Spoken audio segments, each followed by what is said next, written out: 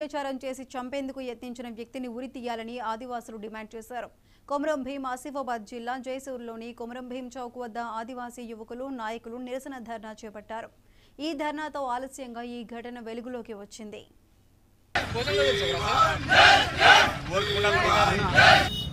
ఒక చెల్లెగా సిర్పురి మండలంలోని కోయినూరుకు వెళ్ళినటువంటి రాఖీ పౌర్ణమి సందర్భంగా అంటే ఆదివాసులు అంటే మేము రాఖీ సందర్భంగా అన్నదమ్ములు కలుసుకుంటాం. అందులో భాగంగా పోతున్న తరుణంలో ఇక్కడ ఉన్నటువంటి ముస్లిం బతుకు తెరకు వచ్చినటువంటి ముస్లిం ఒకడు తీసుకుపోతూ నిర్మల్షాన్ ప్రాంతానికి ఆటో ద్వారా తీసుకెళ్లి ఆమెను అత్యాచారం చేసి హత్య చేశాడు.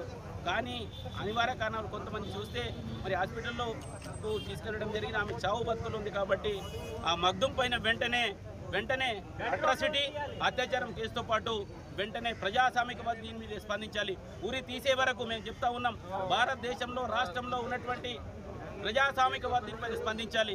ఒక ఆదివాసీ మహిళ పైన అత్యాచారం చేయడం, దాని దారుణంగా రాడుతో కొట్టి మర్మంగాల పైన రాడు గుచ్చిన సందర్భాన్ని మేము గుర్తు చేస్తున్నాం.